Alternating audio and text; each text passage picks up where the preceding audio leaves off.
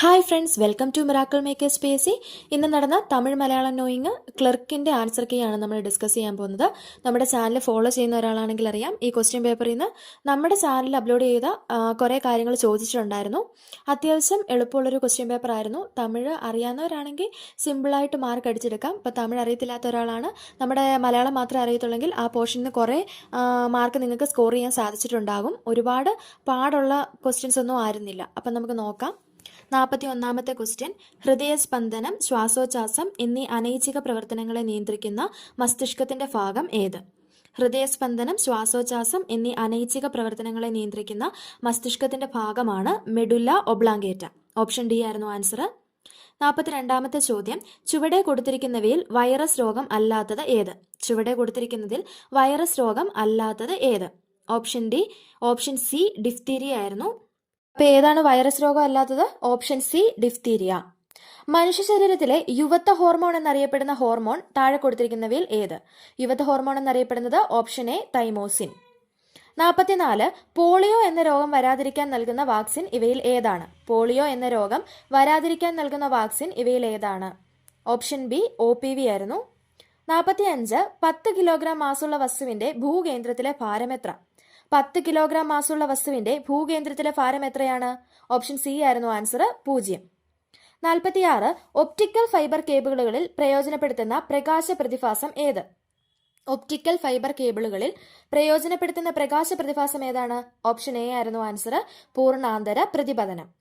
47, ഏത് നിയമത്തിന്റെ അടിസ്ഥാനത്തിലാണ് ഹൈഡ്രോളിക് ജാക്ക് പ്രവർത്തിക്കുന്നത്? ഏത് നിയമത്തിന്റെ അടിസ്ഥാനത്തിലാണ് ഹൈഡ്രോളിക് ജാക്ക് പ്രവർത്തിക്കുന്നത്?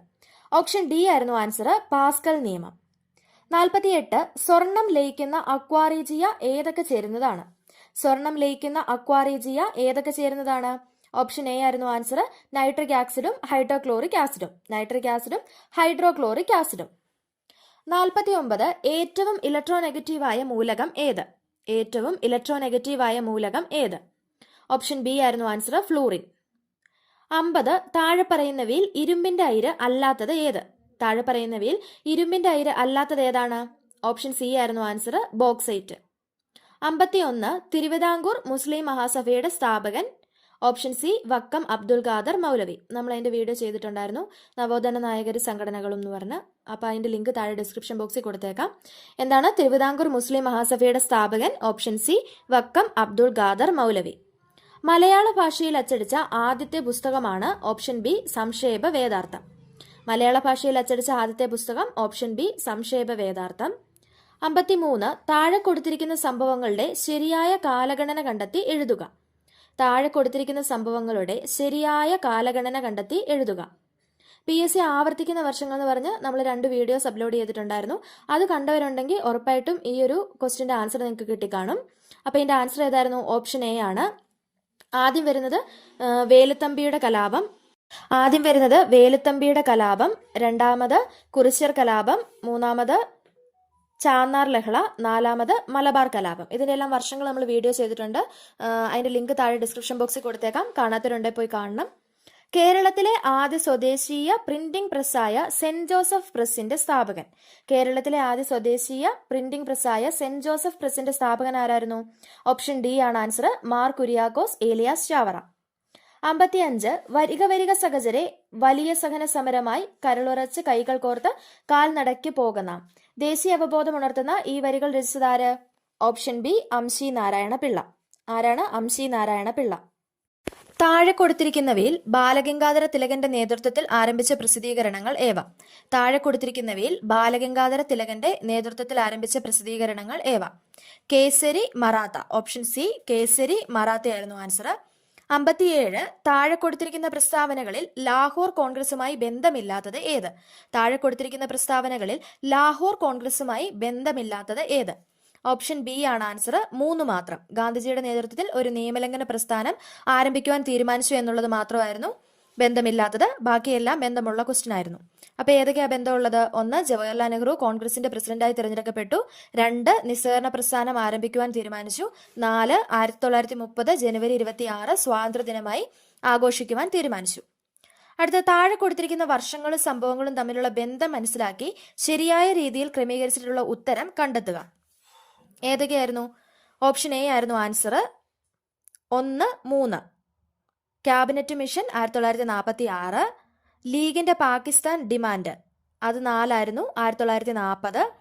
ക്വിറ്റ് ഇന്ത്യ സമരം 1942. 4-മത്തെ മൗണ്ട് ബാറ്റൺ പദ്ധതി 1947. ഓപ്ഷൻ എ ആയിരുന്നു ആൻസർ. അടുത്ത 59-മത്തെ ക്വസ്റ്റ്യൻ. എ വിഭാഗത്തിലെ 2 ഭാഗങ്ങൾ തമ്മിലുള്ള ബന്ധം മനസ്സിലാക്കി അതുപോലെ ബി വിഭാഗം പൂരിപ്പിക്കുക. അപ്പോൾ ഇത് നമ്മൾ നമ്മുടെ ചാനലിൽ അപ്ലോഡ് ചെയ്തിട്ടുണ്ടായിരുന്നു. ആ വീഡിയോയും കാണാത്തവരുണ്ടെങ്കിൽ പോയി കാണണം. അതിൻ്റെ ലിങ്കും താഴെ ഡിസ്ക്രിപ്ഷൻ ബോക്സിൽ കൊടുത്തേക്കാം. 1 നാനാ സാഹിബ് കാൺപൂർ. ഷാമിൽ സി ബറൌട്ട് ആയിരുന്നു ആൻസർ. എന്താണ്? എ വിഭാഗത്തിലെ 2 ഭാഗങ്ങൾ തമ്മിലുള്ള ബന്ധം മനസ്സിലാക്കി അതുപോലെ ബി വിഭാഗം പൂരിപ്പിക്കുക എന്നുള്ളതായിരുന്നു ക്വസ്റ്റ്യൻ. നാനാ സാഹിബ് കാൺപൂർ ഇത് 1857 നേതാക്കളെ കുറിച്ചാണ്. അങ്ങനെ തന്നെ നമ്മൾ ഹെഡിങ് കൊടുത്ത് വീഡിയോ ചെയ്തിട്ടുണ്ട്. 1857 നേതാക്കൾ. ആൻസർ ഏതായിരുന്നു? Baraut. Shamal Baraut. 60-മത്തെ question. Indian national കോൺഗ്രസിന്റെ ആദ്യ വനിതാ പ്രസിഡന്റ്. ഇന്ത്യൻ നാഷണൽ കോൺഗ്രസിന്റെ ആദ്യത്തെ വനിതാ president. Option A Annie Besant. ഭൂമി എന്നർത്ഥം വരുന്ന പദമേത്? ഭൂമി എന്നർത്ഥം വരുന്ന പദമേത്? ഓപ്ഷൻ സി മഞ്ഞ്. 62 പിരിച്ചെഴുതുക. ഇവൾ. ഓപ്ഷൻ എ ആയിരുന്നു ആൻസർ. ഇ പ്ലസ് അൾ. 63 സ്വാർത്ഥൻ എന്ന പദത്തിലെ പുല്ലിംഗ പ്രത്യയം. സ്വാർത്ഥൻ എന്ന പദത്തിലെ പുല്ലിംഗ പ്രത്യയം. Option be an. 64 ഗൃഹത്തെ സംബന്ധിച്ചത് ഒറ്റപ്പദം എഴുതുക. ഗൃഹത്തെ സംബന്ധിച്ചത് ഒറ്റപ്പദം എഴുതുക. ഓപ്ഷൻ ഡി ആയിരുന്നു ആൻസർ. ഗാർഹികം. 65 അലിംഗ ബഹുവചനത്തിന് ഉദാഹരണം എഴുതുക. അലിംഗ ബഹുവചനത്തിന് ഉദാഹരണം എഴുതുക. ഓപ്ഷൻ സി ജോലിക്കാർ. 66 ശതകം ചൊല്ലിക്കുക എന്ന ശൈലിയുടെ അർത്ഥം. ശതകം ചൊല്ലിക്കുക എന്ന ശൈലിയുടെ അർത്ഥം. Option B വിഷമിപ്പിക്കുക. 67 സഫലം വിപരീത പദം എഴുതുക. സഫലം വിപരീത പദം എഴുതുക. ഓപ്ഷൻ എ ആയിരുന്നു ആൻസർ. വിഫലം. 68 ശരിയായ പദം ഏത്? ശരിയായ പദം ഓപ്ഷൻ ഡി ആയിരുന്നു. പ്രക്ഷുബ്ധം. 69 ആമോദം സമാന പദം എഴുതുക. ആമോദത്തിന് സമാന പദം. ഓപ്ഷൻ എ ആയിരുന്നു. സന്തോഷം. 70 ചേർത്തെഴുതുക. കരഞ്ഞു പ്ലസ് ഇല്ല. ഓപ്ഷൻ സി ആയിരുന്നു ആൻസർ. കരഞ്ഞില്ല. 71-മത്തെ ക്വസ്റ്റ്യൻ. ഡംഫം പര്യായപദം എഴുതുക. Option B അഹങ്കാരമായിരുന്നു answer. 72 ഉചിതമായ ഘടകപദം ഉപയോഗിച്ച് വാക്യങ്ങൾ ചേർത്തെഴുതുക. അച്ഛൻ ഒരുപാട് വഴക്ക് പറഞ്ഞു, കുട്ടി നിർത്താതെ കരഞ്ഞു. അതിൻ്റെ അകത്തെ ഘടകപദമാണ് ചോദിച്ചത്. ഓപ്ഷൻ എ അപ്പോൾ. 73 ചിന്മയം പിരിച്ചെഴുതുക. ഓപ്ഷൻ സി ആയിരുന്നു ആൻസർ. ചിത് പ്ലസ് മയം. 74 കൃശം വിപരീത പദം എഴുതുക. ഓപ്ഷൻ ബി ആണ് ആൻസർ. മേതുരം. 75 സാക്ഷി സ്ത്രീലിംഗം എഴുതുക. ഓപ്ഷൻ ഡി ആണ് ആൻസർ. സാക്ഷിണി. 76 ദുഃഖം സമാന പദം എഴുതുക. ഓപ്ഷൻ എ ആണ് ആൻസർ. ഇണ്ടൽ. 77 ശരിയായ പദം എഴുതുക. ഓപ്ഷൻ സി ആയിരുന്നു ആൻസർ. നികൃഷ്ടം. 78 പിന്നിൽ നിന്ന് കുത്തുക എന്നതിന്റെ പരിഭാഷ.